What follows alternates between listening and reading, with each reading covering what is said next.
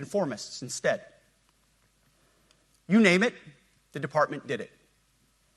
Foolish and reckless political leaders set the wrong compass heading, and we lost our way. We became the woke department, but not anymore.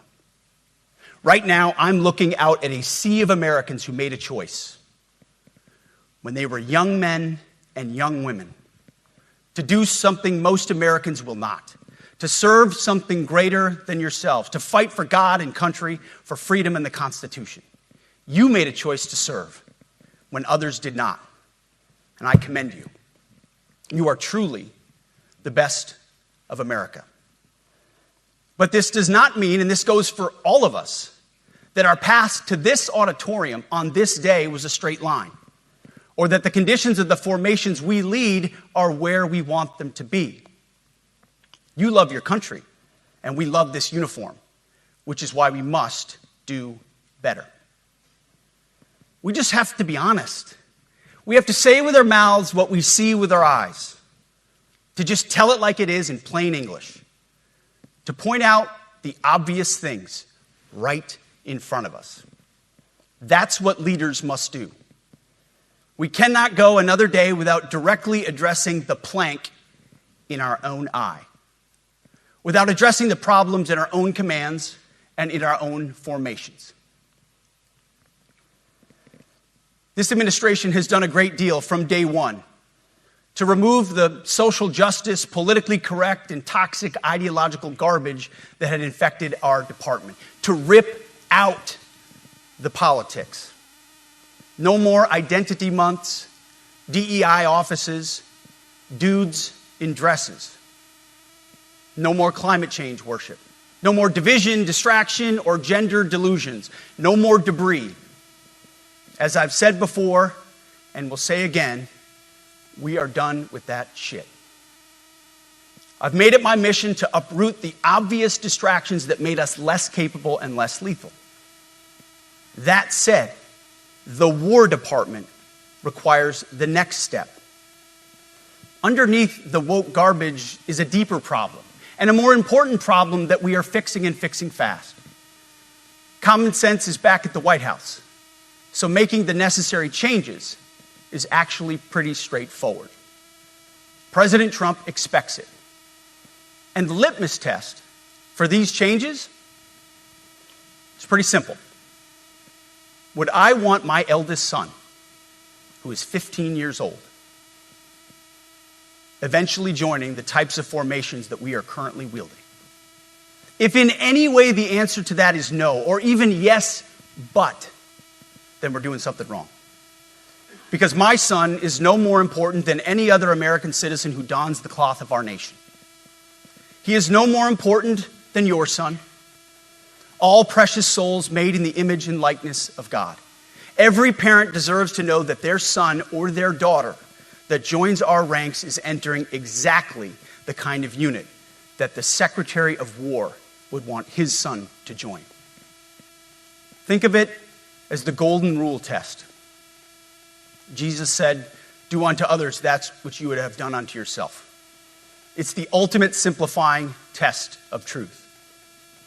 The new War Department golden rule is this: do unto your unit as you would have done unto your own child's unit. Would you want him serving with fat or unfit or undertrained troops?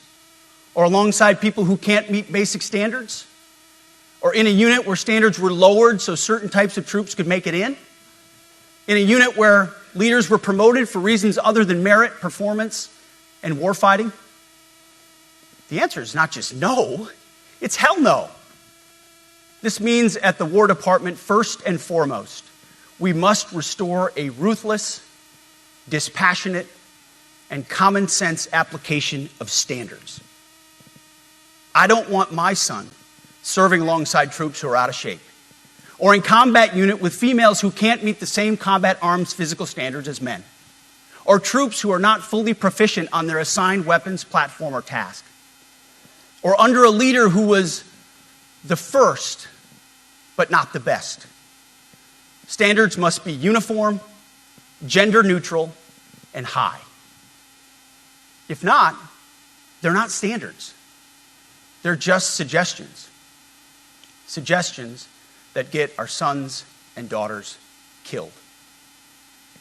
When it comes to combat arms units, and there are many different stripes across our joint force, the era of politically correct, overly sensitive, don't hurt anyone's feelings leadership ends right now. At every level, either you can meet the standard, either you can do the job, either you are disciplined, fit, and trained, or you are out. And that's why today, at my direction, and this is the first of 10 Department of War directives that are arriving at your commands as we speak and in your inbox. Today, at my direction, each service will ensure that every requirement for every combat MOS, for every designated combat arms position, returns to the highest male standard only. Because this job is life or death. Standards must be met. And not just met, at every level we should seek to exceed the standard, to push the envelope, to compete. It's common sense and core to who we are and what we do. It should be in our DNA. Today at my direction, we are also adding a combat field test for combat arms units that must be executable in any environment at any time and with combat equipment. These tests, they'll look familiar. They'll resemble the Army Expert Physical Fitness Assessment or the Marine Corps Combat Fitness Test. I'm also directing that warfighters in combat jobs execute their service fitness test at a gender-neutral, age-normed male standard scored above 70%. It all starts with physical fitness and appearance. If the Secretary of War can do regular, hard PT, so can every member of our joint force. Frankly, it's tiring to look out at combat formations, or really any formation, and see fat troops. Likewise, it's completely unacceptable to see fat generals and admirals in the halls of the Pentagon and leading commands around the country and the world. It's a bad look. It is bad, and it's not who we are. So whether you're an airborne ranger or a chairborne ranger, a brand new private or a 4-star general, you need to meet the height and weight standards and pass your PT test. And as the chairman said, yes, there is no PT test. But today, at my direction, every member of the joint force at every rank is required to take a PT test twice a year, as well as meet height and weight requirements twice a year. Every year of service. Also today, at my direction, every warrior across our joint force is required to do PT every duty day. Should be common sense. I mean, most units do that already. But we're codifying it. And we're not talking like hot yoga and stretching. Real hard PT, either as a unit or as an individual. At every level, from the Joint Chiefs to everyone in this room to the youngest private, leaders set the standard. And so many of you do this already. Active, Guard, and Reserve. This also means grooming standards. No more beards, long hair, superficial individual expression. We're going to cut our hair, shave our beards, and adhere to standards. Because it's like the broken windows theory of policing. It's like when you let the small stuff go, the big stuff eventually goes. So you have to address the small stuff. This is on duty, in the field, and in the rear. If you want a beard, you can join Special Forces. If not, then shave. We don't have a military full of Nordic pagans. But unfortunately, we have had leaders who either refuse to call BS and enforce standards, or leaders who felt like they were not allowed to enforce standards. Both are unacceptable. And that's why today, at my direction, the era of unprofessional appearance is over. No more beardos. The era of rampant and ridiculous shaving profiles is done. Simply put, if you do not meet the male-level physical standards for combat positions, cannot pass a PT test, or don't want to shave and look professional, it's time for a new position or a new profession. I sincerely appreciate the proactive efforts the secretaries have already taken in some of those areas, service secretaries. And these directives are intended to simply accelerate those efforts. On the topic of standards, allow me a few words to talk about toxic leaders. Upholding and demanding high standards is not toxic. Enforcing high standards, not toxic leadership. Leading warfighters toward the goals of high, gender-neutral, and uncompromising standards in order to forge a cohesive, formidable, and lethal Department of War is not toxic. It is our duty, consistent with our constitutional oath. Real toxic leadership is endangering subordinates with low standards. Real toxic leadership is promoting people based on immutable characteristics or quotas instead of based on merit. Real toxic leadership is promoting destructive ideologies that are an anathema to the Constitution and the laws of nature and nature's God, as Thomas Jefferson wrote in the Declaration of Independence.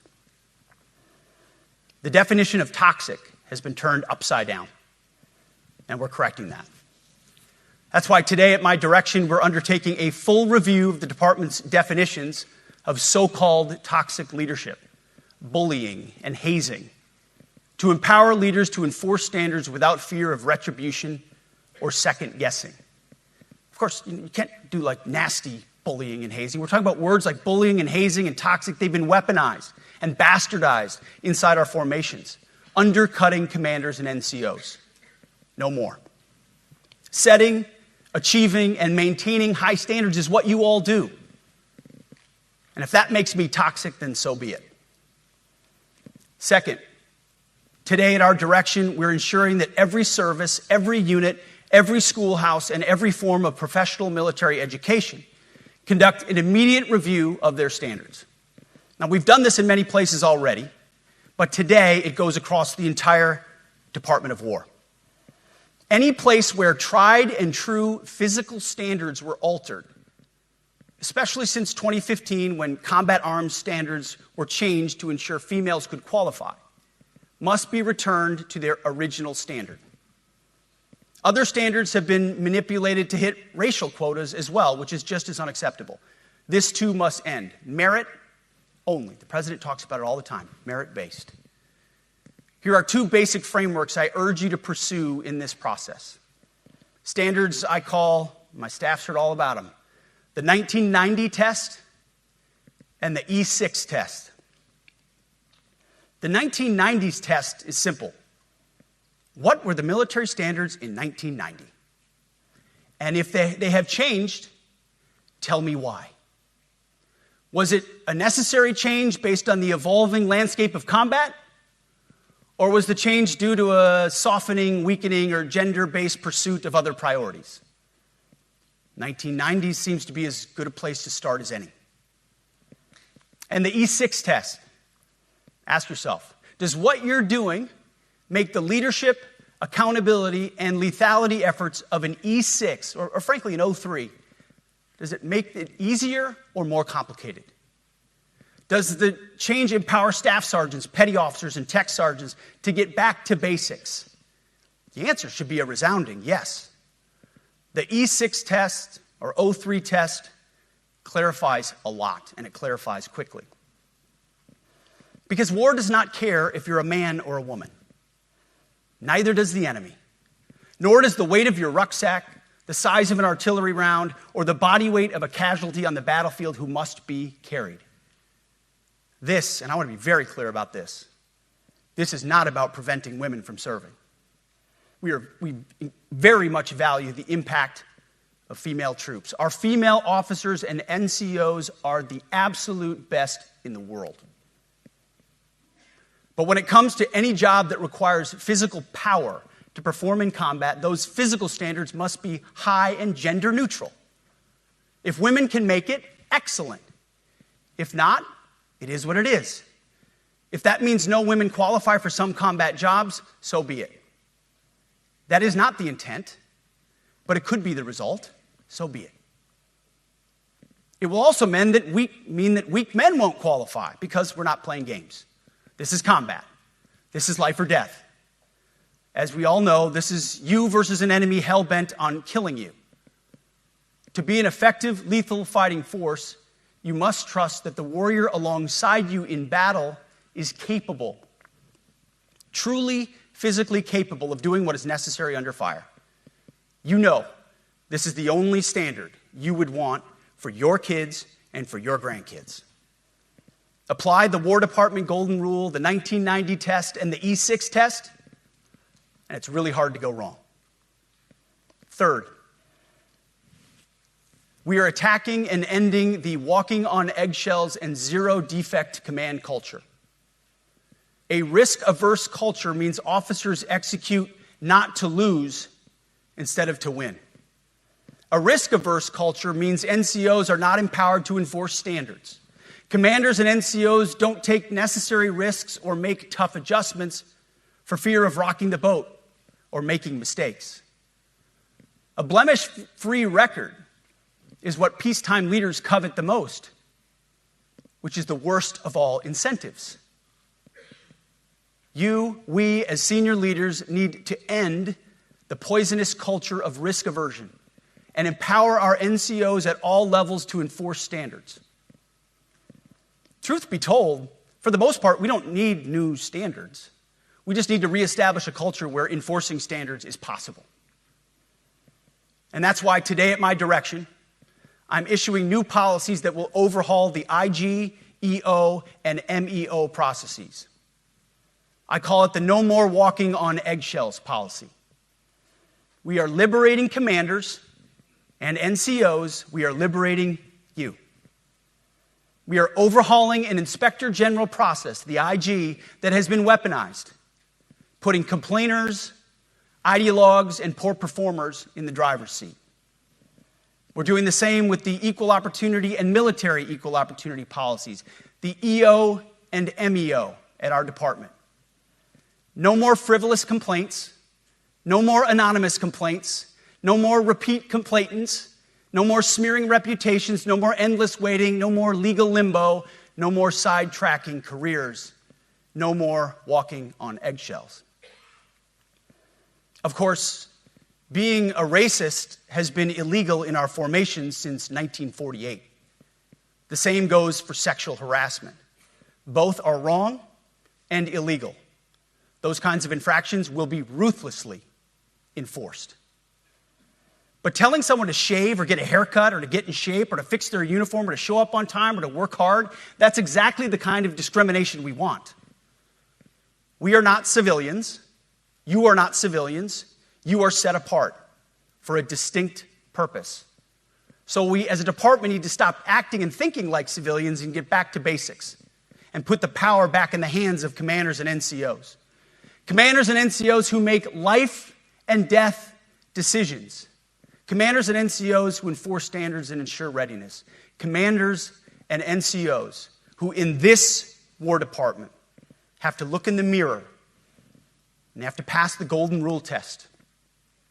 My kids, your kids, America's sons and daughters. So I urge you all here today and those watching, take this guidance and run with it. The core of this speech is the 10 directives we're announcing today. They were written for you, for Army leadership, for Navy leadership, for Marine Corps leadership, for Air Force leadership, Space Force leadership. These directives are designed to take the monkey off your back and put you, the leadership, back in the driver's seat. Move out with urgency because we have your back. I have your back. And the Commander-in-Chief has your back. And when we give you this guidance, we know mistakes will be made. It's the nature of leadership. But you should not pay for earnest mistakes for your entire career. And that's why today, at my direction, we're making changes to the retention of adverse information on personnel records that will allow leaders with forgivable, earnest, or minor infractions to not be encumbered by those infractions in perpetuity. People make honest mistakes, and our mistakes should not define an entire career. Otherwise, we only try not to make mistakes, and that's not the business we're in. We need risk takers and aggressive leaders and a culture that supports you. Fourth, at the War Department, promotions across the Joint Force will be based on one thing: merit. Colorblind, gender-neutral, merit-based. The entire promotion process, including evaluations of warfighting capabilities, is being thoroughly re-examined. We've already done a lot in this area, but more changes are coming soon. We'll promote top-performing officers and NCOs faster and get rid of poor performers more quickly. Evaluations, education, and field exercises will become real evaluations, not box checks, for every one of us at every level. These same reforms happened before World War II as well. General George Marshall and Secretary of War Henry Stimson did the same thing. And we won a world war because of it. As it happens, when he started the job, Chairman Kane gave me a frame and a photo to hang in my office. A matching frame and photo hangs in his. It's a photo of Marshall and Stimson preparing for World War II. Those two leaders famously kept the door open between their offices for the entirety of the war. They worked together, civilian and uniform, every single day. Chairman Kane and I do the same.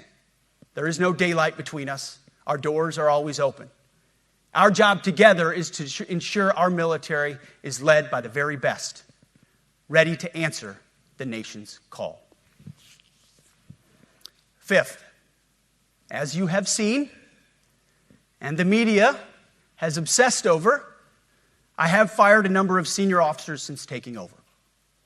The previous chairman, other members of the Joint Chiefs, combatant commanders, and other commanders. The rationale for me has been straightforward. It's nearly impossible to change a culture with the same people who helped create or even benefited from that culture, even if that culture was created by a previous president and previous secretary. My approach has been simple. When in doubt, assess the situation, follow your gut, and if it's the best for the military, make a change. We all serve at the pleasure of the president every single day. But in many ways, it's not their fault. It's not your fault. As foolish and reckless as the woke department was, those officers were following elected political leadership. An entire generation of generals and admirals were told that they must parrot the insane fallacy that, quote, our diversity is our strength. Of course, we know our unity is our strength. They had to put out dizzying DEI and LGBTQI plus statements. They were told females and males are the same thing, or that males who think they're females is totally normal. They were told that we need a green fleet and electric tanks. They were told to kick out Americans who refuse an emergency vaccine. They followed civilian policies set by foolish and reckless political leaders. Our job, my job, has been to determine which leaders simply did what they must to answer the prerogatives of civilian leadership, and which leaders are truly invested in the woke department, and therefore incapable of embracing the War Department and executing new lawful orders. That's it. It's that simple. So for the past 8 months, we've gotten a good look under the hood of our officer corps. We've done our best to thoroughly assess the human terrain. We've had to make trade-offs and some difficult decisions. It's more of an art than a science. We have been and will continue to be judicious, but also expeditious. The new compass heading is clear. Out with the Shirellis, the Mackenzies, and the Millies, and in with the Stockdales, the Schwarzkopfs, and the Pattons. More leadership changes will be made, of that I'm certain. Not because we want to, but because we must. Once again, this is life and death. The sooner we have the right people, the sooner we can advance the right policies. Personnel is policy. But I look out at this group, and I see great Americans. Leaders who have given decades to our great republic, at great sacrifice to yourselves and to your families. But if the words I'm speaking today are making your heart sink, then you should do the honorable thing and resign. We would thank you for your service. But I suspect, I know, the overwhelming majority of you feel the opposite.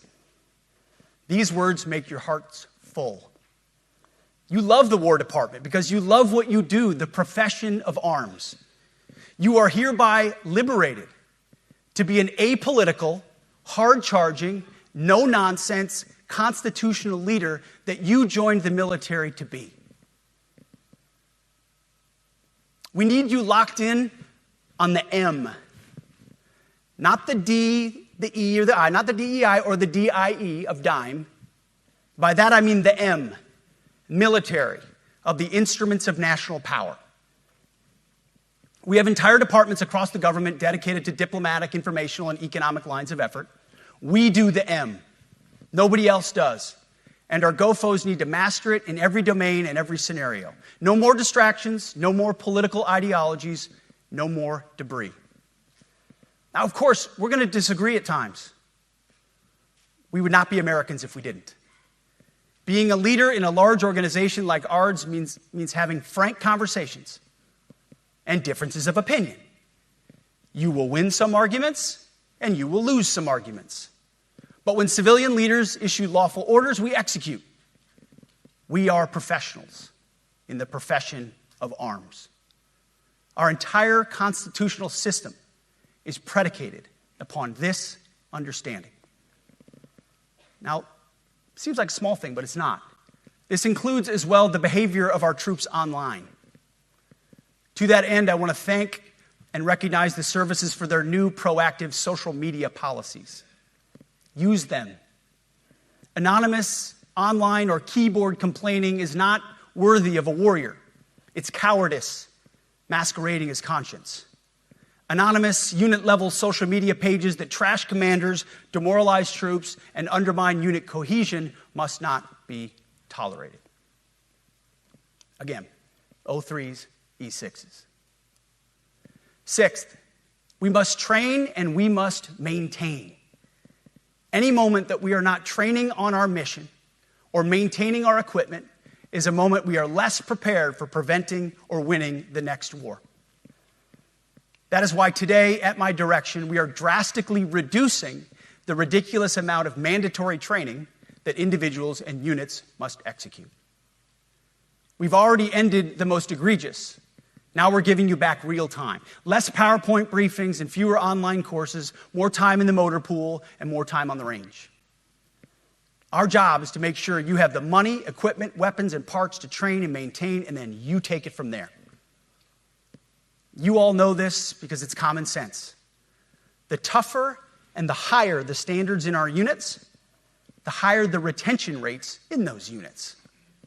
Warriors want to be challenged. Troops want to be tested. When you don't train and you don't maintain, you demoralize. And that's when our best people decide to take their talents to the civilian world.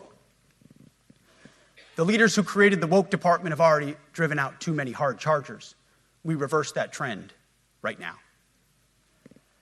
There is no world in which high-intensity war exists without pain, agony, and human tragedy. We are in a dangerous line of work. You are in a dangerous line of work. We may lose good people. But let no warrior cry out from the grave, "If only I had been properly trained." We will not lose warfighters because we failed to train or equip them or resource them. Shame on us if we do. Train like your warriors' lives depend on it, because they do. To that point, basic training is being restored to what it should be: scary, tough, and disciplined. We're empowering drill sergeants to instill healthy fear in new recruits, ensuring that future warfighters are forged. Yes, they can shark attack, they can toss bunks, they can swear, and yes, they can put their hands on recruits. This does not mean they can be reckless or violate the law, but they can use tried and true methods to motivate new recruits, to make them the warriors they need to be. Back to basics at basic as well. Of course, and you know this, basic training is not where mission readiness should end. The nature of the evolving threat environment demands that everyone in every job must be ready to join the fight if needed. A core credo of the Marine Corps is every Marine a rifleman. It means that everyone, regardless of MOS, is proficient enough to engage an enemy threat at sea, in the air, or in a so-called rear area. We need to ensure that every member of our uniformed military maintains baseline proficiency in basic combat skills, especially because the next war, like the last, will likely not have a rear area. Finally, as President Trump rightly pointed out when he changed the department name, the United States has not won a major theater war since the name was changed to the Department of Defense in 1947. One conflict stands out in stark contrast: the Gulf War. Why? Well, there's a number of reasons, but it was a limited mission with overwhelming force and a clear end state. But why did we execute and win the Gulf War the way we did in 1991? There's two overwhelming reasons. One was President Ronald Reagan's military buildup gave an overwhelming advantage. And two, military and Pentagon leadership had previous formative battlefield experiences. The men who led this department during the Gulf War were mostly combat veterans of the Vietnam War. They said never again to mission creep or nebulous end states. The same holds true today. Our civilian and military leadership is chock full of veterans from Iraq and Afghanistan who say never again to nation building and nebulous end states. This clear-eyed view, all the way in the White House, combined with President Trump's military buildup, postures us for future victories if, and we will, and when we embrace the War Department. And we must. We are preparing every day. We have to be prepared for war, not for defense. We're training warriors, not defenders. We fight wars to win, not to defend. Defense is something you do all the time. It's inherently reactionary and can lead to overuse, overreach, and mission creep. War is something you do sparingly, on our own terms, and with clear aims. We fight to win. We unleash overwhelming and punishing violence on the enemy. We also don't fight with stupid rules of engagement. We untie the hands of our warfighters to intimidate, demoralize, hunt, and kill the enemies of our country. No more politically correct and overbearing rules of engagement. Just common sense, maximum lethality, and authority for warfighters. That's all I ever wanted as a platoon leader. And it's all my E6 squad leaders ever wanted, back to that E6 rule. We let our leaders fight their formations, and then we have their back. It's very simple, yet incredibly powerful. A few months ago, I was at the White House when President Trump announced his Liberation Day for America's trade policy. It was a landmark day. Well, today is another Liberation Day. The liberation of America's warriors, in name, in deed, and in authorities. You kill people and break things for a living. You are not politically correct and don't necessarily belong always in polite society. We are not an army of one. We are a joint force of millions of selfless Americans. We are warriors. We are purpose-built, not for fair weather, blue skies, or calm seas.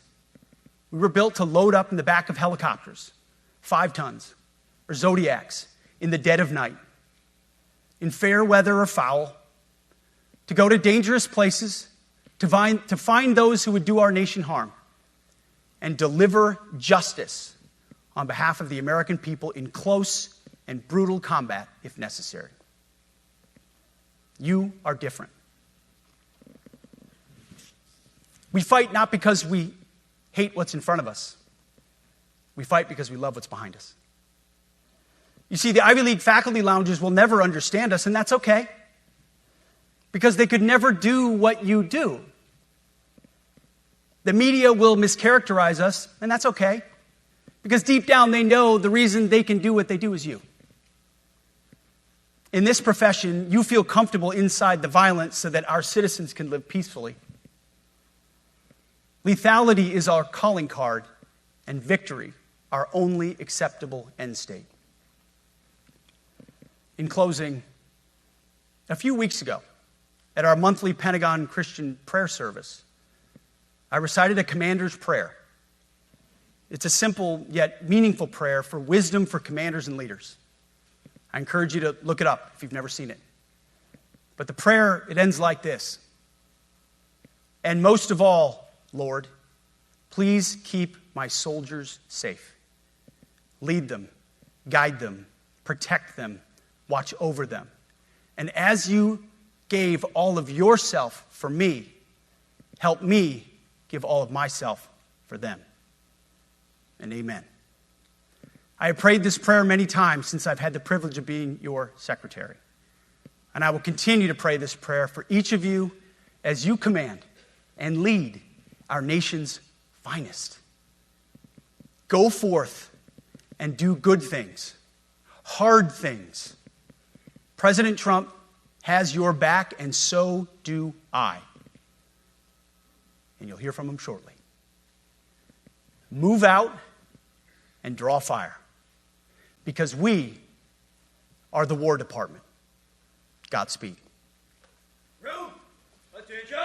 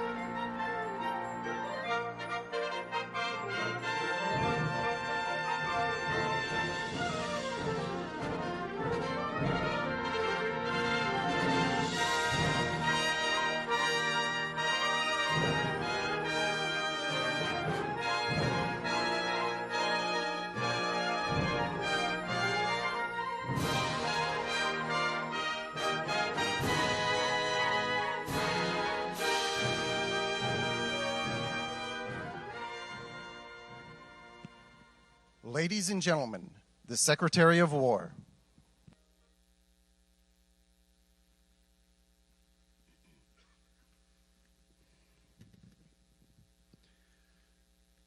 Well, you've heard from me, so now it's the main event, our Commander-in-Chief. I have the privilege every single day of watching him put America first, of ensuring that our warfighters have everything they need.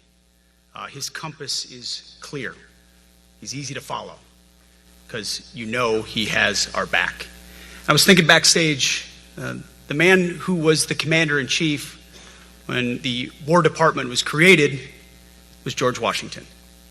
The man who was president when the War Department was reestablished is President Trump. And when he found out about this gathering of senior leaders, he said, I would be honored to come in order to address and thank the incredible Americans who defend our nation. He has a heart full of gratitude and love for what you do, and we get a chance to see it every day. And I'm honored that this morning you all firsthand get to see it as well. So ladies and gentlemen, join me in welcoming the 45th and 47th President of the United States, our Commander-in-Chief, Donald J. Trump.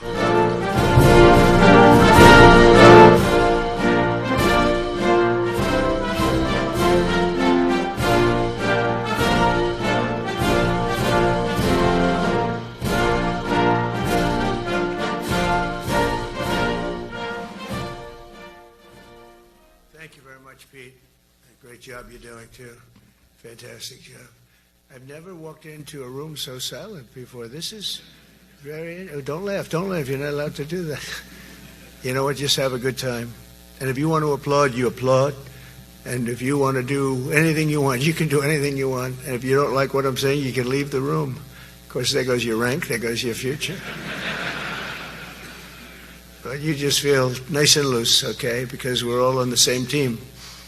And I was told that, sir, you won't hear a murmur in the room. I said, we got to loosen these guys up a little bit. So you just have a good time. But I want to thank Secretary Hegseth and General Kane, General Raisin Kane for a reason, they call him that. When I heard his name, I said, you're the guy I'm looking for.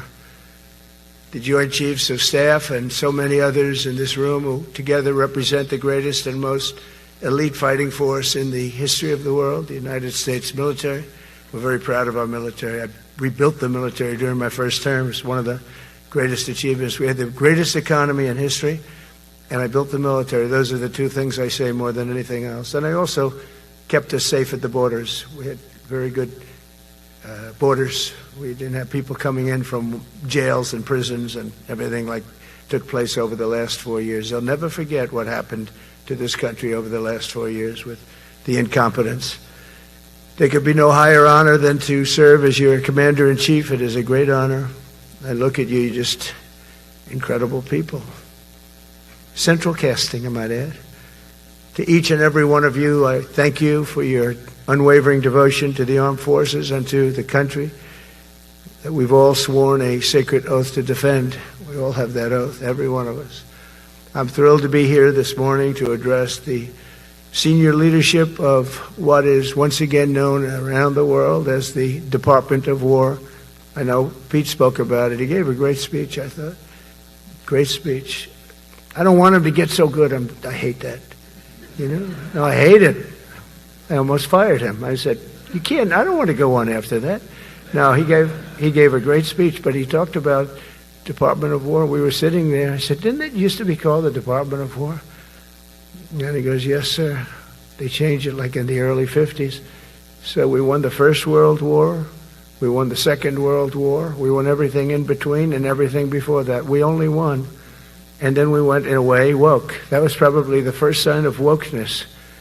And we changed it to defense instead of war. And I said, what do you think? How do you think if we changed it back? Would that be a nice idea?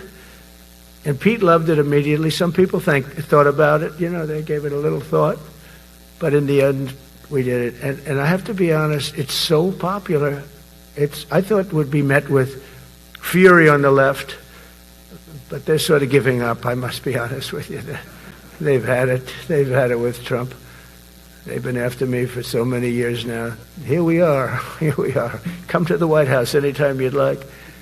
No, they've given up. They're bad, a lot of bad people.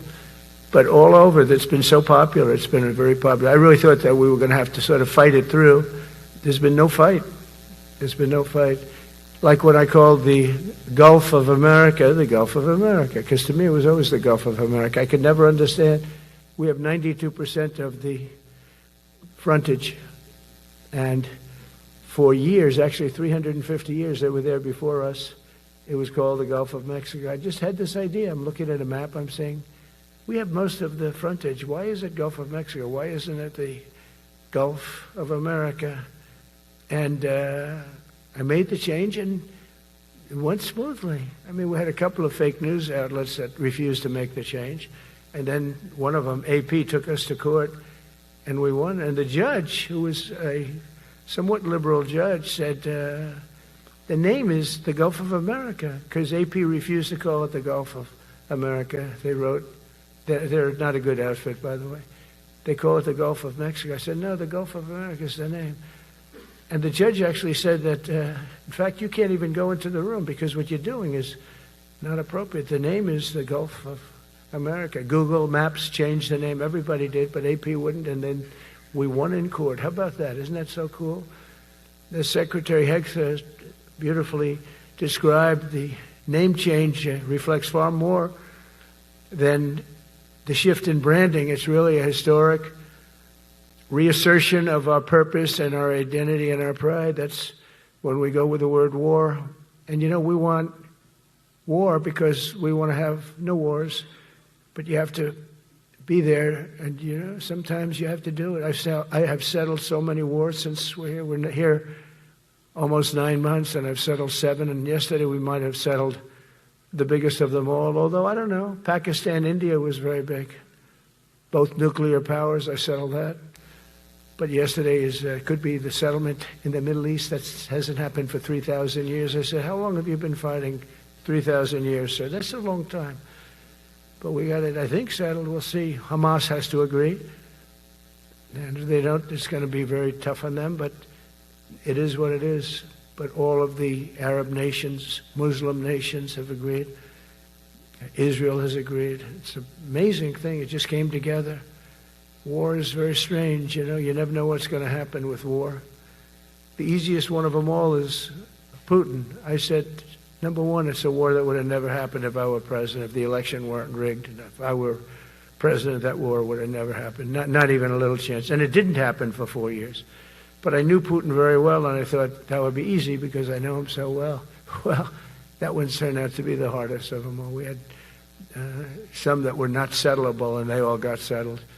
So if this works out, that we did yesterday with the Middle East, then that's more than a war. That's lots of wars. That's all combined. That's a lot of wars. Many of you were over there in many different capacities in many different countries. That's a big part of the earth.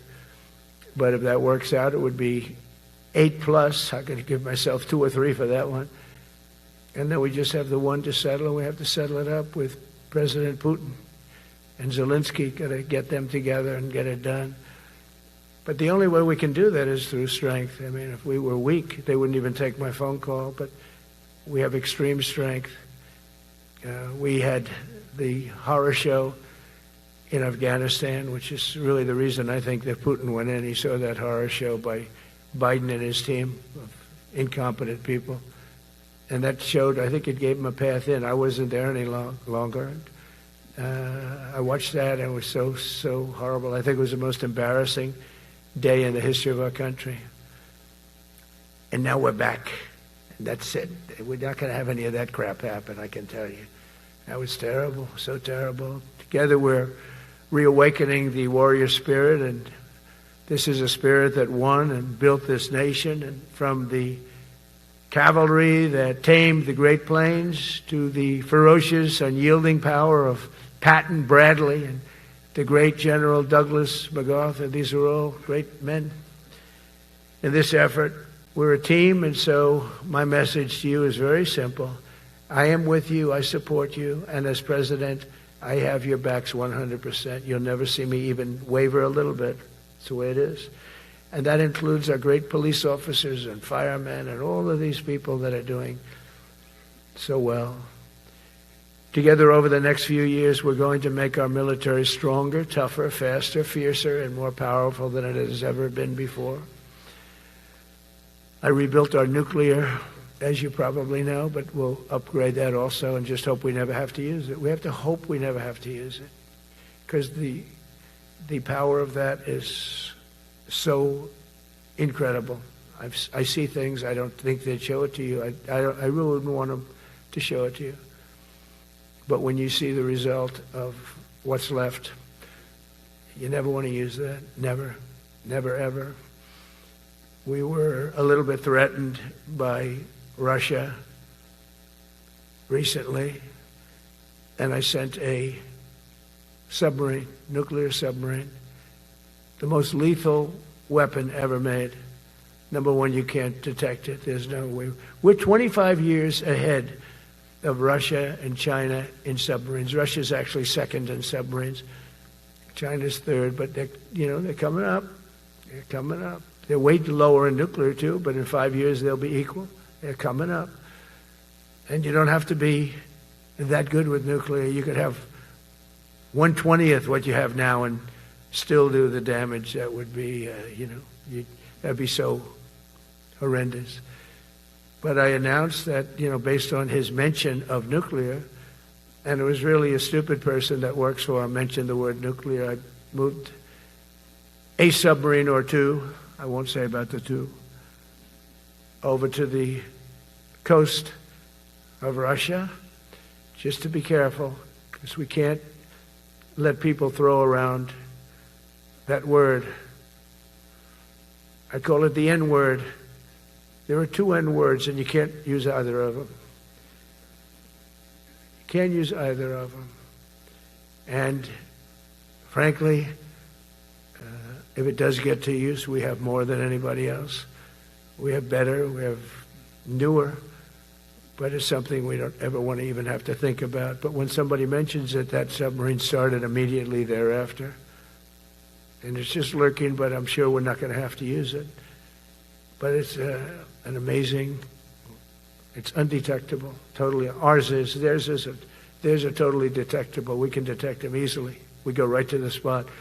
But we have genius apparatus that doesn't allow detection. It doesn't allow detection at all by anybody above water or below water. It's incredible. We're way ahead of everybody in that and other things. As a result of the exciting renewal of the spirit of our armed forces, and that's what it is. It's really reaching that spirit, unprecedented heights. Over the past 8 months, new enlistments, I'm so proud of this, have surged to record highs, the highest we've ever had. And we used to have recruiting shortages. If you remember, about a year and a half ago, I was at the beginning stage of a campaign, and things came out that you couldn't get people to join the armed forces. And by the way, the police also. Fire department. I always put the fire department in because they're great. They're great. And I got 95% of their vote, too. That helps.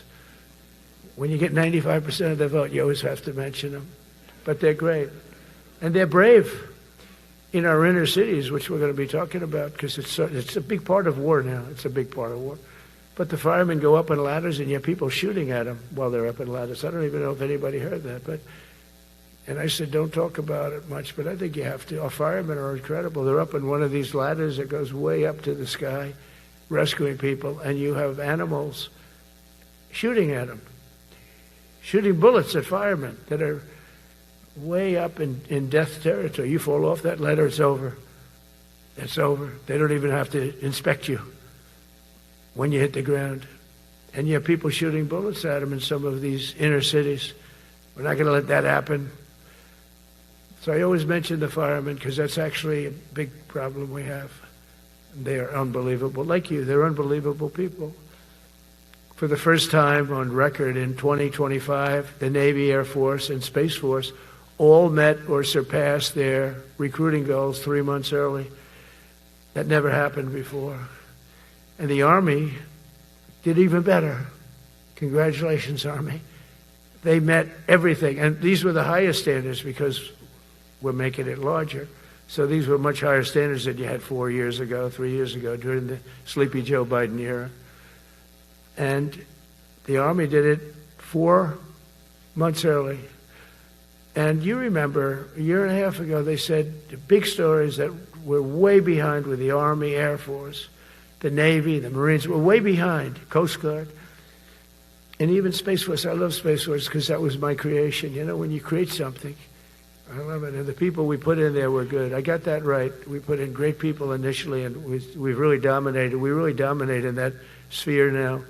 We're way behind China and Russia, and now we dominate. Space Force turned out to be a very important thing. I said from the beginning, you know, when Biden came into office, he wanted to terminate it. He said, and this thing called Space Force, so we could get rid of that. And he got hammered by the people in this room for even suggesting it, because it's very important, one of the most important. And as time goes by, it'll get more and more important. But we're now at 106% of our recruiting targets for the year, and that's the best in far more than a generation. And for the Marines, morale is so strong that the Marine Corps will meet its 2026 retention targets before the end of October, which never happens. And that's the earliest it's ever happened in the history of our country. And it makes you feel good, you know. I felt guilty. I'd go make a speech in front of never people like you. You are the leaders. But people, soldiers. And I felt embarrassed because there'd be stories about, you know, we couldn't fill up our Army, Navy, Air Force. We couldn't fill them up. And it was headlines. It was during Biden's 4 years. The auto pen. I call him the auto pen. It's, how would you like to have your thing signed by an auto pen? You know, when I have a general and I have to sign for a general because we have beautiful paper, the gorgeous paper, I said throw a little more gold on it. They deserve it. I want the A paper, not the D paper.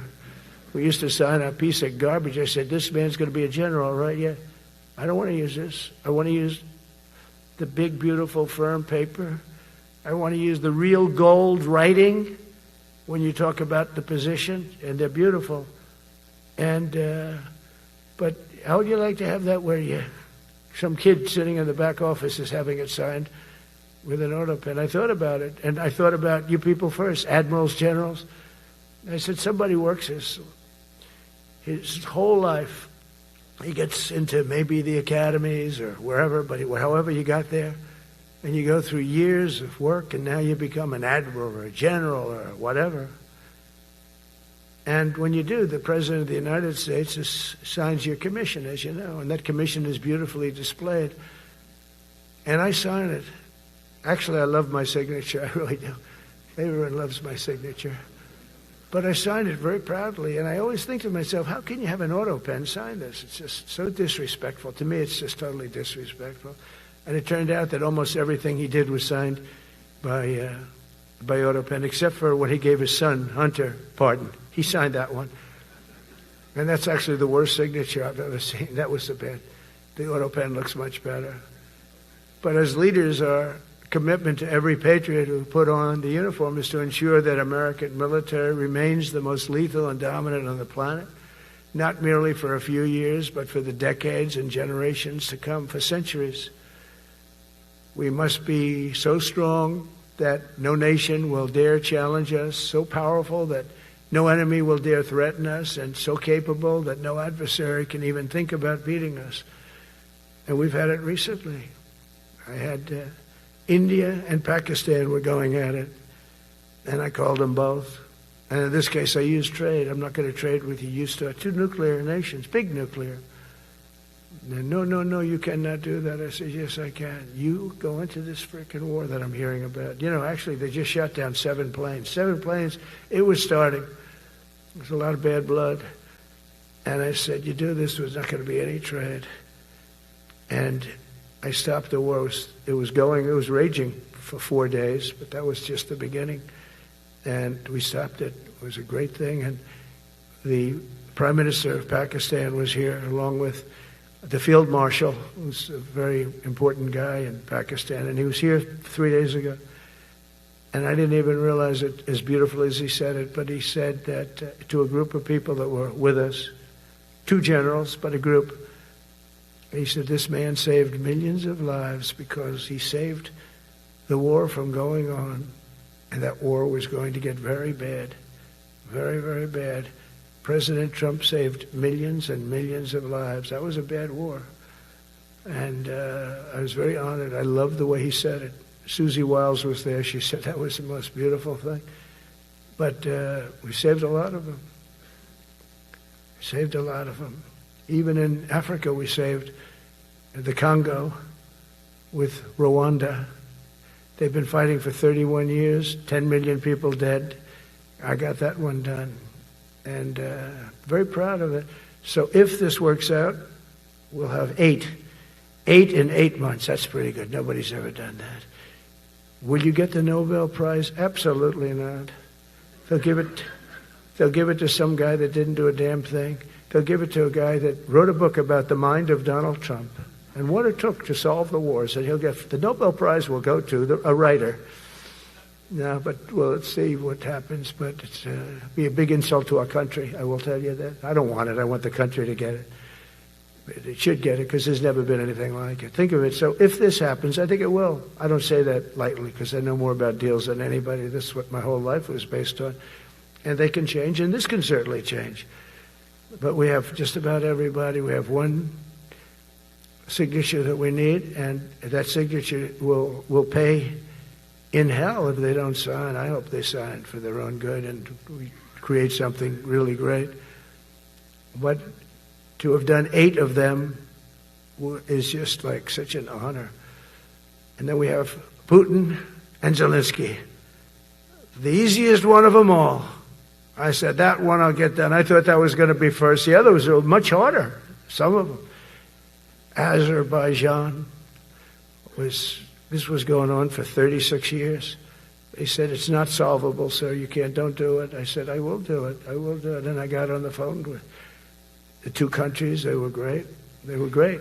I knew immediately. I knew as soon as I started talking to them, we're going to solve that war. We did. Now they're so happy. Now they're friends. One said he's been president for 32 years, 22 years. He said, for 22 years I did nothing but kill his people. They were in the room together at the Oval Office. And they started off spread like this. I have the beautiful Resolute desk. And one was here, and one was here. You couldn't get further away. That's the furthest I've ever seen 2 people in front of me. And as the hour went by, they got closer, closer, closer. And at the end of the hour, we had it done. And they hugged and hugged and hugged. And I said, that's so nice, and you're going to remain friends. And I spoke to them, one of them the other day. He said, no, he's now my friend. But for 22 years, he's been the head of Azerbaijan for 22 years. And the other guy, great guy too, 7. And you know that war, that was a war that was not solvable. He said for 7 years. The other one said for 22 years. All I did was kill his people. That's all I've done.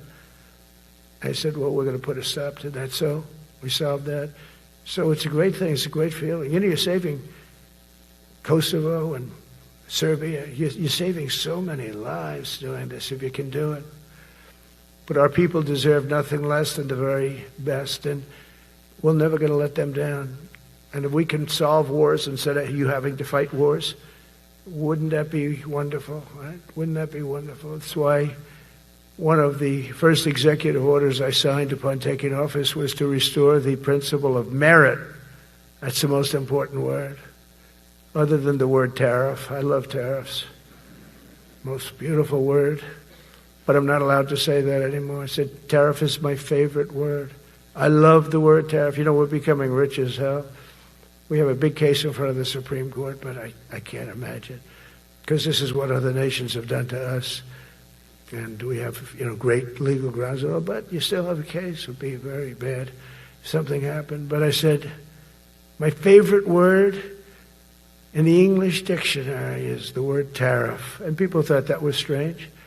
And the fake news came over and they really hit me hard on it. They said, what about love?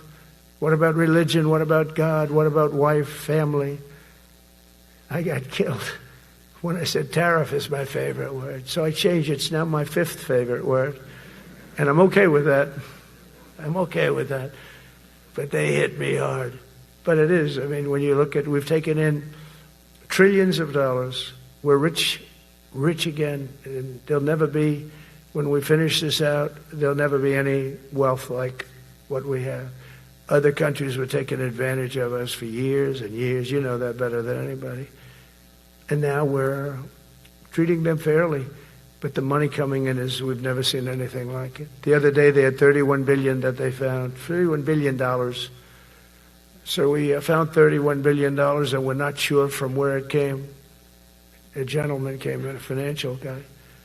I said, well, what does that mean? He said, we don't know where it came. I said, check the tariff shelf. No, sir, the tariffs haven't started in that sector yet. I said, yes, they have. They started 7 weeks ago. Check it. Comes back 20 minutes later. Sir, you're right. It came from tariffs. $31 billion. That's enough to buy a lot of battleships, Admiral, to use an old term. I think we should maybe start thinking about battleships, by the way. You know, we have a Secretary of the Navy. He came to me because I look at the Iowa out in California and I look at different ships, the old pictures. I used to watch Victory at Sea. I love Victory at Sea. Look at these admirals. It's got to be your all-time in black and white. And I look at those ships. They came with the destroyers alongside of them, and man, nothing was going to stop. They were 20 deep, and they were in a straight line, and there was nothing going to stop them. And we actually talk about, you know, those ships. Some people would say, no, that's old technology. I don't know. I don't think it's old technology when you look at those guns. But it's something we're actually considering, the concept of battleship. Nice 6-inch side, solid steel, not aluminum. Aluminum that melts if it looks at a missile coming at it. Starts melting as the missile's about 2 miles away. Now, those ships, they don't make them that way anymore. But you look at it, and your secretary likes it, and I'm sort of open to it. And bullets are a lot less expensive than missiles. A lot of reasons. I should take a vote, but I'm afraid to take that vote because I may get voted out on that one. But I tell you, it's something we're seriously considering. There were powers. There were big powers. They were just about as mean and scary as you could be. And so we're looking at that. One of the biggest cases that we won was the decision of the United States Supreme Court to allow us to proceed on the word merit. Merit. So those two words are right up there. So this is, I would say, the opposite if you ask for a definition. The opposite of political correctness.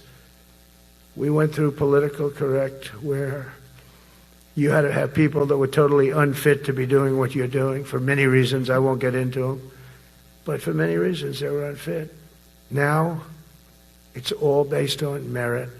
That was such an unbelievable decision. I didn't expect we were going to win that one. We went in. We said we needed it. We went in for colleges, you know, where kids with a C average are getting into the best colleges, and the kids with A averages won't get in. And kids with the highest boards and the highest marks and the best marks couldn't get into the best schools. And people that had not good boards and not very good marks, I mean, okay, but nothing special, they were getting into our best colleges. I said, this is just crazy. You can't run a country like this. And it was lingering for years, and it got to the Supreme Court, and we won that decision. Merit. Everything's based on merit. You're all based on merit. We're not going to have somebody taking your place for political reasons because they are politically correct, and you're not. We take the people that are going to do the best job. That's all. It's very simple. And that's the way our country was built. We were built on merit. We got away from it for a long time. And everyone understands it. And it was done. It was approved. I give great credit to the Supreme Court because I thought they had tremendous courage. I didn't think they'd do that. That was tremendous. I give them maybe for that decision almost more than anything because it's a hard decision to make. It's really hard. The apparatus of our country was not set up for merit. It was set up for political correctness. And you can never be great if you're going to do that. And we're going to be greater than we ever were before. We're bringing back a focus on fitness, ability, character, and strength. It's because the purposes of American military is not to protect anyone's feelings. It's to protect our republic, and it's the republic that we dearly love. It's to protect our country.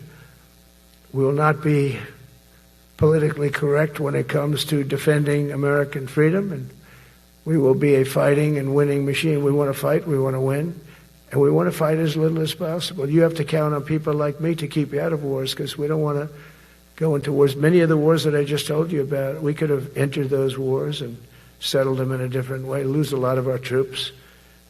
And we could have settled them, I guess, differently. Maybe not, actually. Actually, you might not have been able to settle them. We just would have been in the middle of a lot of firepower. But when we do need it, you're going to be so ready. And you know it. But very importantly, with that goal in mind, I've committed to spending over $1 trillion on our military in 2026, and that's the most in the history of our country. $1 trillion. That's a lot of money. I hope you like that. Ma'ams and sirs, I hope you like it. That's a hell of a lot of money. We have the best of everything. Every branch is seeing major investments, and as I announced in the Oval Office in March, we are rapidly moving forward with the first ever 6th generation fighter jet. I didn't name it. I did not name it. Boeing came in and they said, "Sir, this is our submittal. It's the greatest fighting jet ever done." And you know, they're testing all these planes, all the companies are testing, and this one tested like through the roof. And they said, "We'd like to name it the F-47. I said, "All right, let me think about it." Then after thinking for about 2 seconds, I said, "Okay." You know what that means, 47, I'm 47. So I'm 45, 46, and 47, you know, if you think about it. I just don't want the credit for 46. I don't want to have their open borders and people coming in from all over the world, including jails and mental institutes. I don't want that on my record, but I like having it. We're investing tens of billions of dollars in modernizing our nuclear deterrence capabilities like never before. And we've begun construction on what we call the Golden Dome missile defense shield. It'll be the most sophisticated in the world. You watched it do well until they had some problems at the end with a little bit of a lack of ammunition, defensive ammunition, but they've got that taken care of. But I tell you, it's what we're doing is so good, and we deserve it. You know, we help other countries with it. We don't have it ourselves. And Canada called me a couple of weeks ago. They want to be part of it. To which I said, "Well, why don't you just join our country? You become 51, become the 51st state, and you get it for free." So I don't know if that made a big impact, but it does make a lot of sense. It actually makes, because they're having a hard time up there in Canada now, because as you know, with tariffs, everyone's coming into our country. We have more investment than we've ever had before, $17 trillion coming in. As an example, in 4 years, Biden didn't have $1 trillion. We have $17 trillion more than that in 8 months coming in. And they're coming in from Canada, Mexico, from Europe, from all over. AI, auto plants. Everybody's coming back to the United States. Under my budget, we will be expanding the U.S. Navy by at least 19 ships next year, including submarines, destroyers, assault ships, and more. And it's going to be much more than that as we go along, because we basically don't build ships anymore. We do build submarines, but we don't build ships. Do you know in the Second World War, they were freighters and different types, but we were doing a ship a day, and now we don't do ships. And I'm not a fan of some of the ships you do. I'm a very aesthetic person, and I don't like some of the ships you're doing aesthetically. They say, "Oh, it's stealth." I say, "That's not stealth. An ugly ship is not necessary in order to say you're stealth." By the way, the B-2 bombers were incredible. That is stealth. They went into that. I was with General Kane and Pete were we call it the war room, but we're watching them go in, and they were totally untouched. They were not seen. They were literally not seen. They dropped their bombs. They hit every single one of them, hit its target. It was total obliteration. CNN, when we came back, fake news CNN, oh, their camera just went off. You know, their camera, every time I mention them, they turn the camera off because it's never good. They say, this is a problem. But I don't blame them. You're better off keeping it off. But they have some scammer reporter who started saying, without any knowledge, that he may not have hit the targets as well as they thought. It may not have been obliteration. He did hit the targets, and they got to give us a little credit, right? It was obliteration, it turned out. The Atomic Energy Commission said it was obliteration. They had, not only did they hit the target, they had these chutes. And think of this here. Way up in the sky, there was no moon. It was dead dark. Couldn't see a thing. You couldn't see them. But they had, I guess, a beam going right into these chutes. Every single one of those bombs went right down those chutes into a granite mountain. I think it's the last time they're going to build air chutes. They had these air chutes that were nice, beautiful. They were meant for us. But it was total obliteration. And now they give us credit for that. But these people were phenomenal. I tell you, for the Air Force people here, you can be very proud. That B-2, we just ordered a lot of new ones and updated ones, but I'd take the other ones. Let me tell you, they couldn't have worked any better. So they flew for 37 hours total, back and forth, no stops, no nothing. We had 52 tankers loading them up, and that's a job I wouldn't necessarily want too much, flying a tanker loaded up with hundreds of thousands of gallons of fuel. I don't know if I'd do that job. I asked the question, what happens if it gets hit? Sir, you don't want to know about that, right? I don't want to know about that. But those guys, they just hear us. They're incredible. I had them all to the Oval Office. We had the B-2 pilots and a lot of the people, even the people that took care of them, the maintenance people, just as important. We had them all to the White House, gave them a big party on the lawn, brought some of them into the Oval Office. But on top of all this, we'll deliver a hard-earned pay raise of 3.8% to every soldier, sailor, airman, Coast Guardsman, Space Guardman, and Marine, something you weren't getting from the past administration. They did not treat you with respect. They're Democrats. They never do. Not only are we rebuilding our great strength, but for the first time in years, my administration is actually using that strength to defend the core and vital interests of America. And very simply, we are putting America first. And I have since I've been elected. I've always put America first. It's sort of simple, you know, when you think. My campaign was run on common sense, and we did great. We've got the highest numbers ever received in terms of districts. You know, they have it broken up, 2,500 versus 525. We won every swing state. We won the popular vote. We won everything. We won everything. You have to take a look at the map. It's almost entirely red, except there's a little blue line on each coast, and I think that's going to disappear too. We did really great, and part of it is because of our success with the military, the rebuilding of the military, the vote that I got from the military, and they're vicious people, you know, that we have to fight, just like you have to fight vicious people.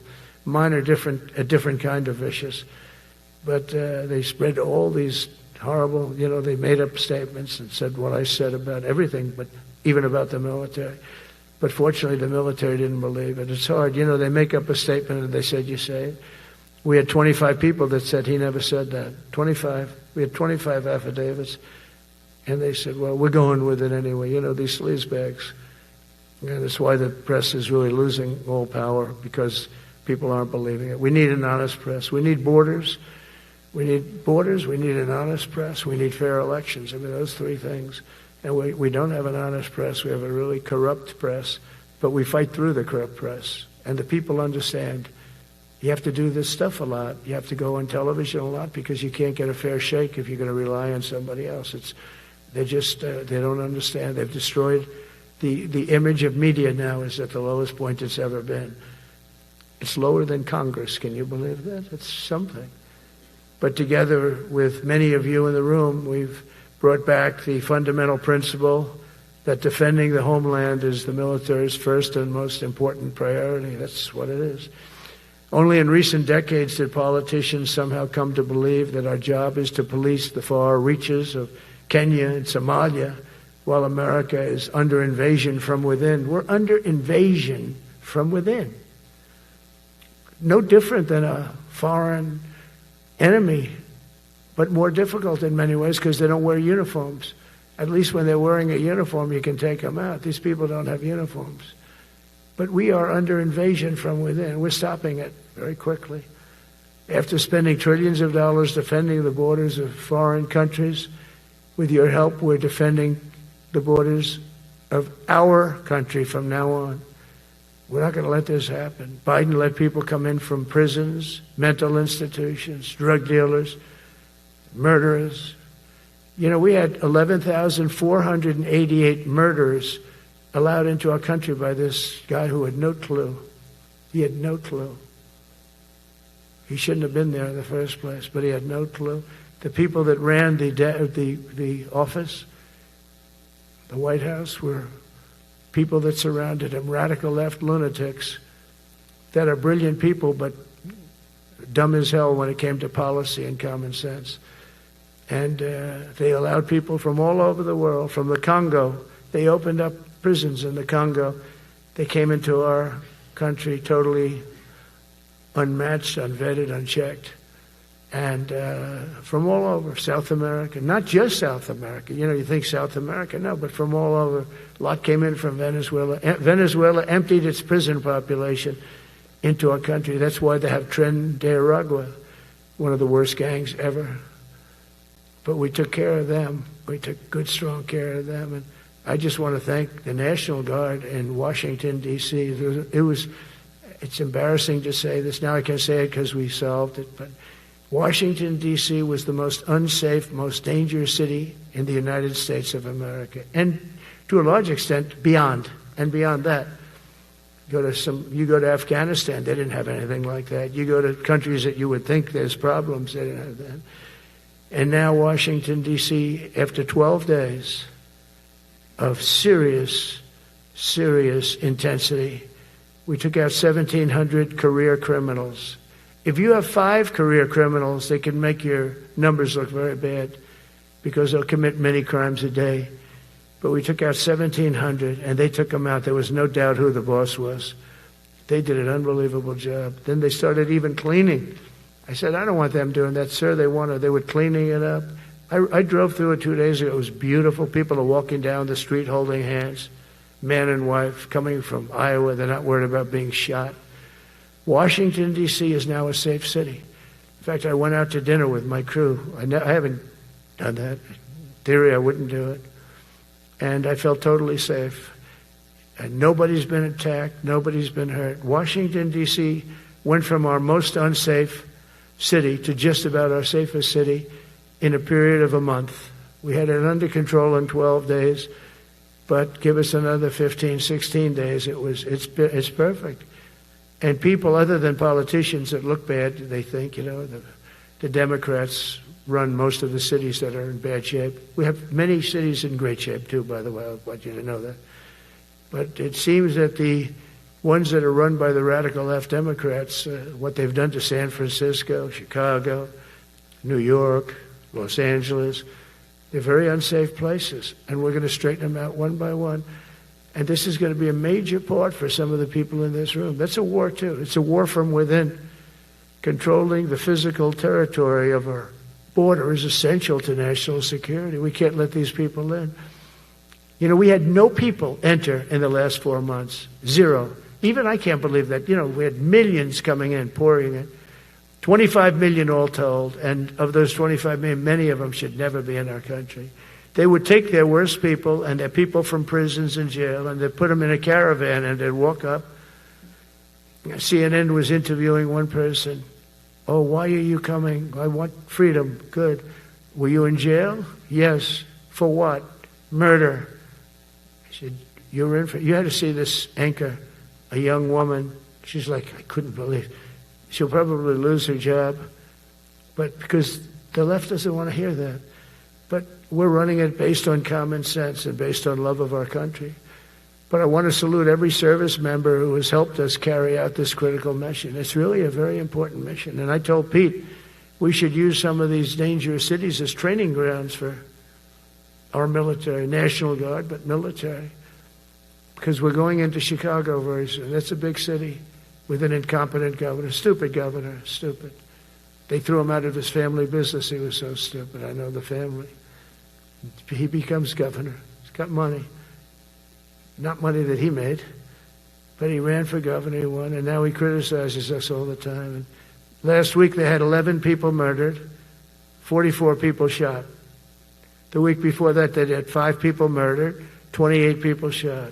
Every weekend they lose 5, 6. If they lose 5, they're considering it a great week. They shouldn't lose any. You shouldn't lose any. This is civilization. And he's always up there saying, we're in very good shape. We don't need the military. No, they need the military desperately. How about Portland? Portland, Oregon, where it looks like a war zone. And I get a call from the liberal governor. Sir, please don't come in. We don't need you. I said, well, unless they're playing false tapes, this looked like World War II. Your place is burning down.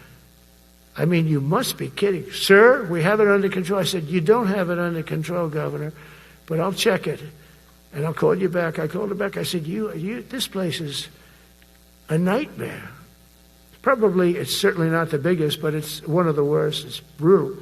They go after our ICE people, who are great patriots and tough job too, but they love it. They love it because they're cleaning up our country.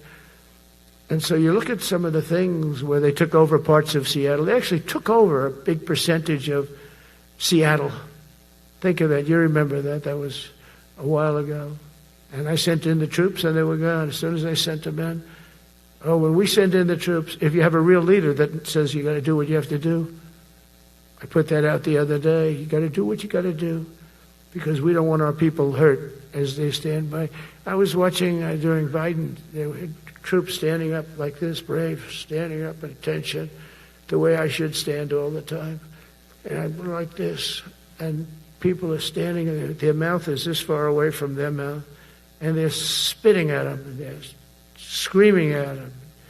And that soldier's standing there, he wants to knock the hell out of the person, but he's not allowed to do anything.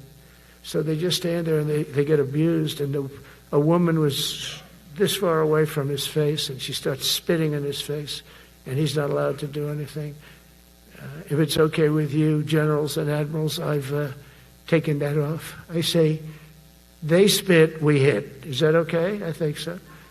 They spit, it's a new thing. They spit, we hit. How about the cars, where the cars are coming out? They get brand new cars, Border Patrol, ICE, beautiful, nice new cars.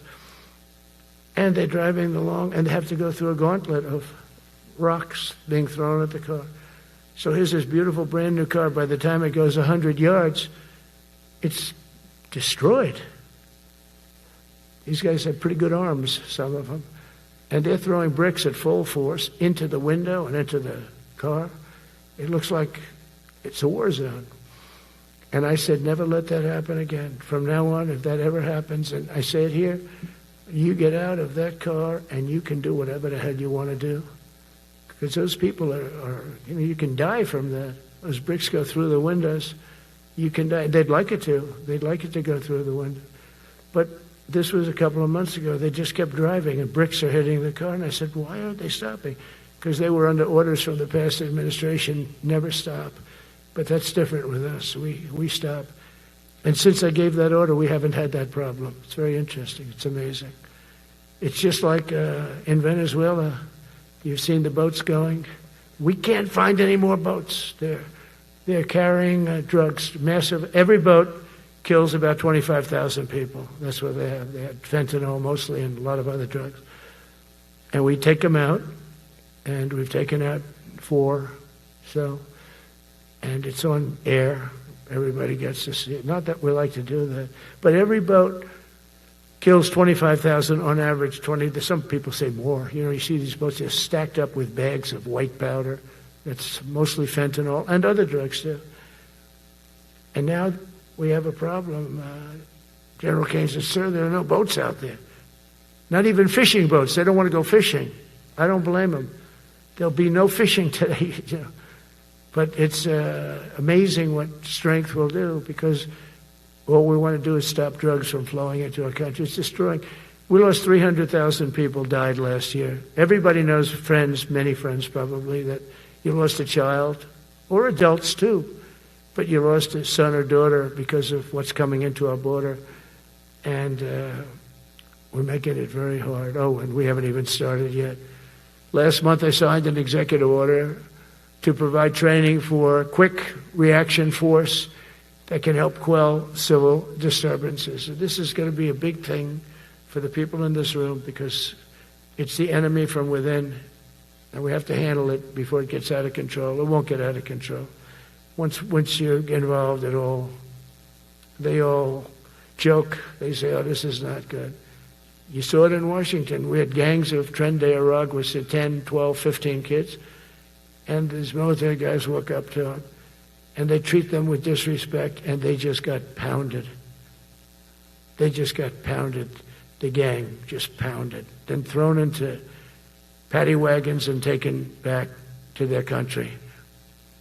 Some are so dangerous we don't want to even do that because we don't want to. Some of stone cold murderers, we don't have the confidence. Even though they're not coming back very easily, we don't have the confidence. We put them in jails.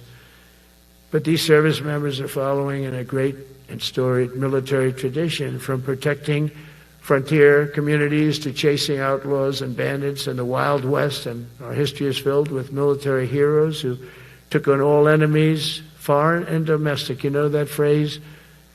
Very well. That's what the oath says, foreign and domestic. Well, we also have domestic. George Washington, Abraham Lincoln, Grover Cleveland, George Bush, and others all used the armed forces to keep domestic order and peace.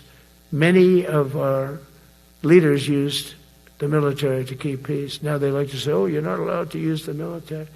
And you know what the people say? The people in those cities where they're being raped and shot and beat up, you know what they say? We love the military. You ever see where they interview the people on the street?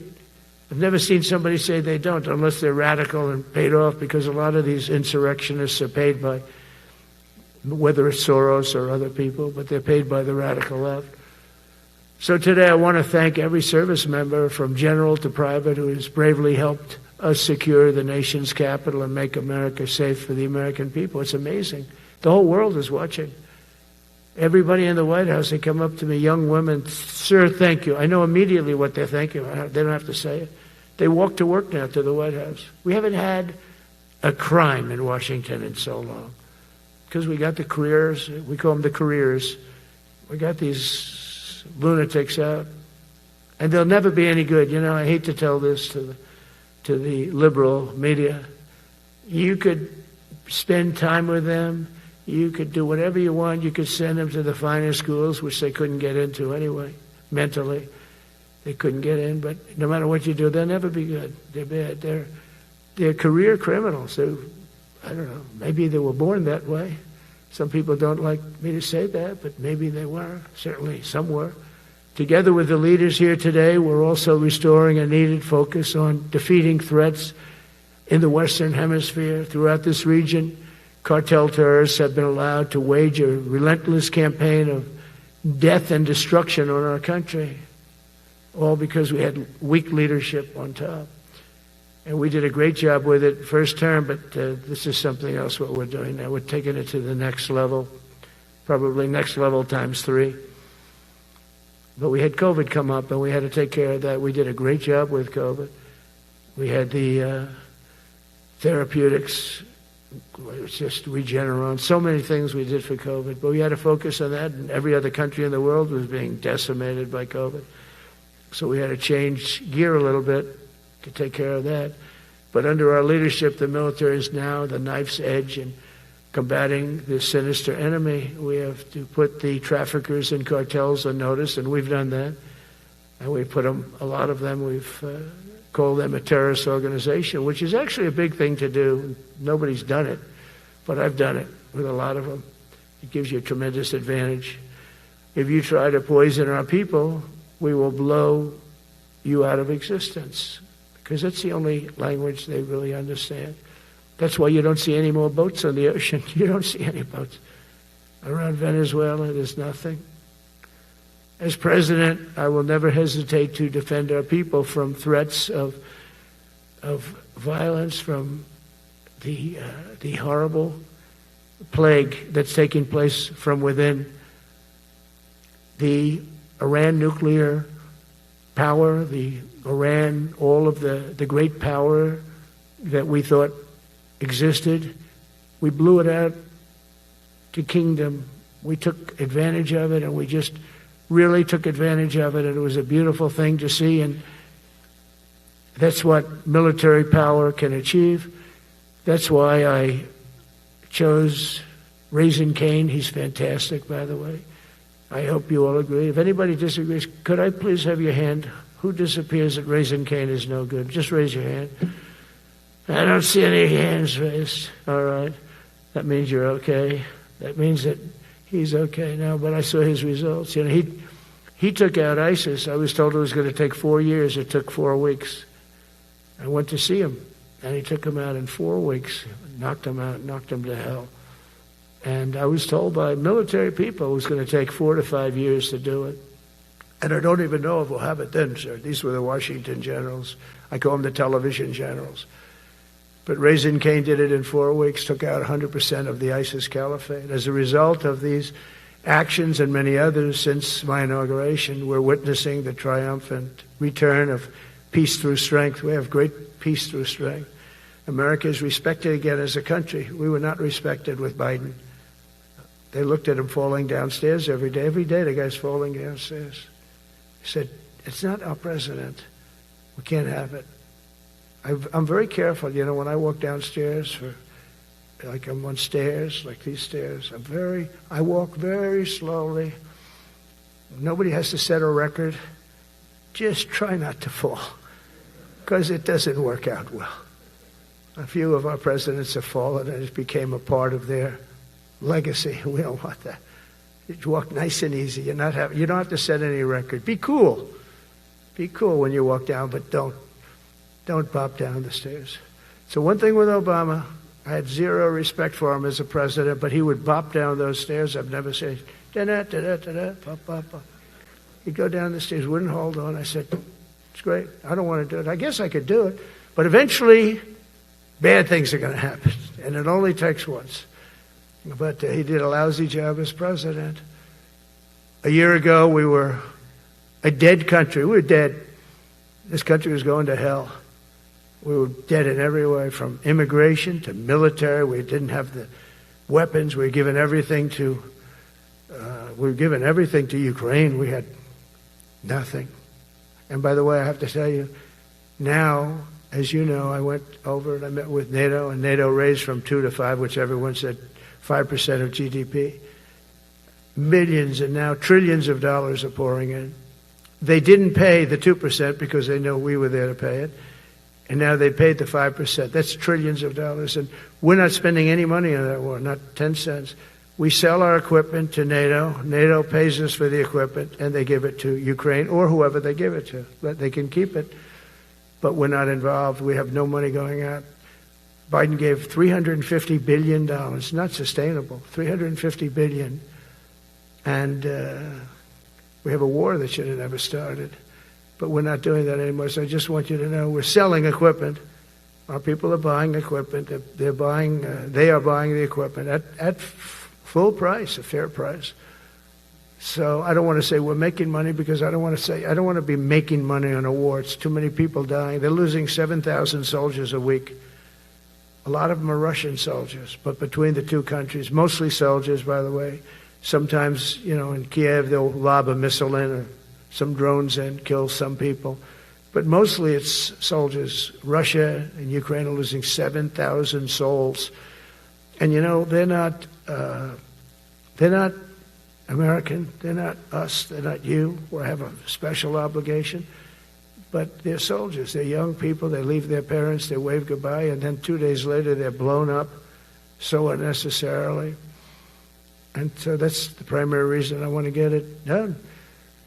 We got to get it done. It's crazy what's going on. That's the worst war that there's been since World War II. The number of soldiers that are being killed there is just crazy. From 5,000 to 7,000 soldiers die a week. Think of that. So I think we'll get that done. But that's turned out to be the toughest one. I'm so disappointed in President Putin. I thought he would get this thing over with. He should have had that war done in a week. And I said to him, you know, You don't look good. You're 4 years fighting a war that should have taken a week. Are you a paper tiger? And it's a shame, but I think eventually we'll get that one done, just like in theory, I want to knock on wood, because you never know. It's like we're going to have the Middle East done, which is actually a much harder thing to do. I mean, thousands of years. But we have to get that war done. So now just think of it, we're a dead country. I was with the King of Saudi Arabia, a great guy. I was with the Emir of Qatar. I was with the great leadership of UAE. I was over there. We brought back $2 trillion and more. They ordered 200 planes, Boeings. They ordered so much, and they were great. But they all said essentially the same thing. They said, 1 year ago, you were a dead country, and now you're the hottest country anywhere in the world. We're the hottest country in the world right now. The absolute hottest country in the world. There's nobody even close. Putin said that to me. We met in Alaska, had a good meeting.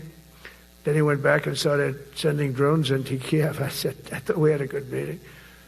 But it's one of those things. But we were a dead country a year ago, and now we're the hottest country anywhere in the world. Think of that. You can be proud of that. And you must have felt like hell when you have a wife or a husband at home, and you used to read the numbers that we can't get people to join the Army, Navy, Air Force, Marines, Coast Guard. You must have felt like, I have a job that nobody wants. That doesn't feel good. Well, now you have a job that is brimming over with people wanting it. They want it. And you're able to get a much higher quality because now you have your choice. You want so many. And we're going to have many, many people that aren't going to be able to join because of the fact that we don't need them at this moment. But think of it, what a difference that is from, I could just imagine 2 years ago, you're reading front page articles in the New York Times, of course, and Wall Street Journal. They always give us unfair stories. But they played it so big. They were playing it so big. Nobody wants to join the Army, the Marines, the Air Force. They don't want to join. They don't want to join the Coast Guard at all. Nobody wants to join. Nobody wants to join our police forces. Our police forces also. It almost went hand in hand. And I used to say, boy, I'm speaking in front of the military today, and it's embarrassing because I'm speaking in front of people who have a job that other people don't want, but now you have a job that everybody wants. So I think that has to make you feel good. It's one of the reasons I love being here today, because I wanted to say that. I have to say that. Everybody wants to be in the Army, the Navy, the Air Force, the Marines. If you think the Coast Guard and Space Force, our beautiful Space Force, it's a whole different world. And now they're signing up, by the way, seriously big numbers for the police. Dangerous job, isn't it? Huh? Fire department. But that's the paving the way for progress once thought almost impossible. I mean, a year ago, you wouldn't have thought that was possible. A year ago, they were talking about making the military smaller because they can't get the people to join. We're thinking about making it larger because we have so many people. And it's nice to be able to cut people because of merit that aren't really qualified for any reason, a physical reason, a mental reason. You don't have to take them anymore because you have the pick of the litter. And they all want to be with you. They all want your job. They want to be with you. They want to work with you. They'll even take your job, Got to be a little bit sharp. You got to watch it. But everybody wants to be doing what you're doing now. What a difference. When I speak to you, and I can say that as opposed to a couple of years ago when I was talking to rooms where they were desperate to get people and they couldn't get them. What a difference a presidential election can make. That's all it is. It's just a presidential election. Yesterday at the White House, we put forward a plan for peace in Gaza. We announced it, and we're going to create something that was my idea, but unfortunately I got drafted. It's going to be called the Board of Peace, and it's going to reign over that territory, and we're going to get that done. And they asked if I'd be the chairman of the Board of Peace. I wasn't counting on that. I had the idea for the Board of Peace. But I said yes, and I guess because of that, every leader, everybody wants to be on the board of peace. And we're going to watch over that very volatile part of the world and keep it non-volatile so you don't have to get involved. We want to save you for other things or save you for nothing from that standpoint. We don't want you fighting wars, but if you have to, you're the most lethal fighting force in the world. And I would say that even 2-3 years ago, but now I say it with great enthusiasm. It's so true. And we're striving tirelessly to end the terrible war in Ukraine. And as you know, we're also working hard to get the allies to share more of the burden of our defense. Much of that has really already taken place.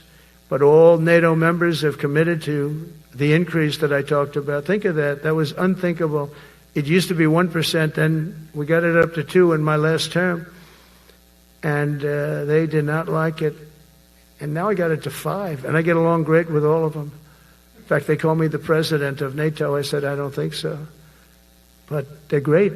They're great people, and they're spending a lot of money, and a lot of money that they should have been spending in the past. But I think Putin was a wake-up call for them, really.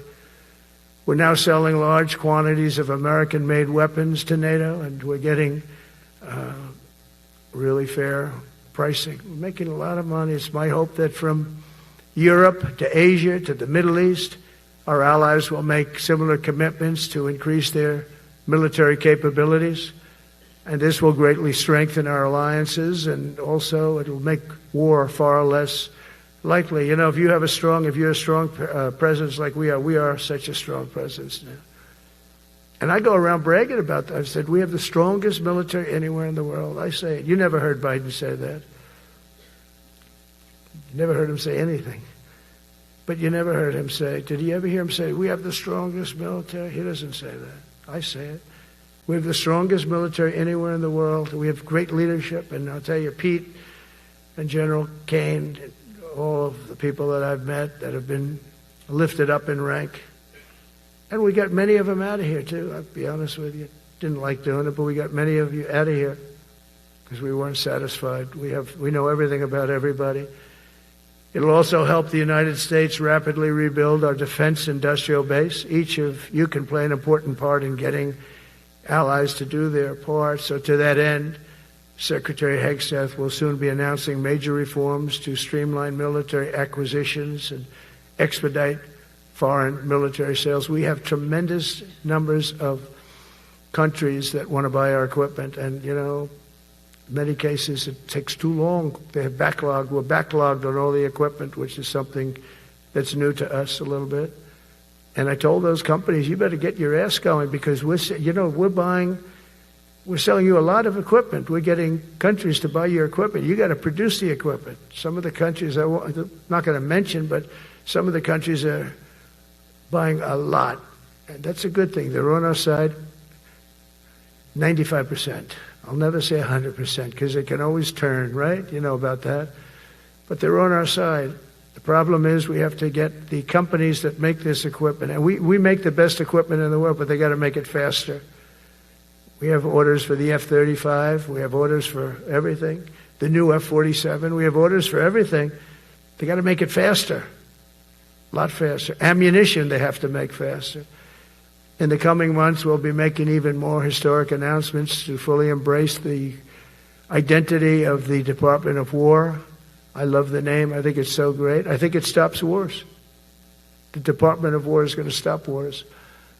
If we are as ruthless and relentless as our enemies, the United States Armed Forces will be totally unmatched in the future. We have a group of enemies that are very ruthless and very smart, but they can't match us. They can't match us. They don't even come close to matching us. Again, you know, it's very important for me to say we are the greatest military in the world, but we make the best equipment in the world. I watched our anti-missile missiles. I watched our Patriots just knock things out like a needle, hitting another needle on the stage. There's a needle up there, and you send another needle up, and it hits it every time. During the war, we went 14 for 14. We had 14, this is with Iran, we had 14 missiles coming at us. All 14 were knocked out of the sky, every one of them. We make the best equipment. From Sparta to Rome, to the British Empire, to the United States of America, history has shown that military supremacy has never been simply a matter of money or manpower. At the end of the day, it is the culture, spirit of our military that truly sets us apart from any other nation. Our ultimate strength will always come from the fierce people, those brilliant people with such pride and the unbending will and the traditions of excellence that have made us the most unstoppable force ever to walk the face of the earth. And that's what we are. Remember, we never want to use it, but we have the most powerful nuclear capability, and I call it nuclear deterrent of any other country. Nobody close. The men and women in this room inherit the legacy built and won by Washington and Jackson, Grant and Pershing, Eisenhower and Patton, Nimitz and LeMay. We carry forward the majestic military heritage passed down from father to son, soldier to soldier, and one generation of warriors to the next. You are warriors, you know that, right? You're great warriors. Well, you wouldn't be in this room. You're the best of the best. From Concord Bridge to Fort McHenry, from Gettysburg to Manila Bay, from Normandy to Sicily, and from the jungles of Vietnam to the dusty streets of Baghdad, America's military has charged into hellfire, climbed up jagged mountains, crossed roaring oceans, and thundered across open deserts to defend our flag, our freedom, and our homeland. Nobody does it like you. Now we are discovering American muscle, reasserting American might, and beginning the next story chapter in American military legends and lore. That's L-O-R-E. It is lore. When it comes to defending our way of life, nothing will slow us. No enemy will stop us. They cannot stop us. And no adversary will stand in our way. They won't stand in our way. We don't want them to stand in our way. We don't want to even put them in that position, but they're not going to stand in our way ever again. You'll never see 4 years like we had with Biden and that group of incompetent people that ran this country that should have never been there. Because we are the United States military, the best, the boldest, the bravest that the world has ever seen, that the world has ever known. With leaders like we have right here in this beautiful room today, we will vanquish every danger and crush every threat to our freedom in every generation to come. Because we will fight, fight, fight, and we will win, win, win. I want to just thank you once again, and God bless the United States military, and God bless America. God bless you all. Thank you very much. Thank you.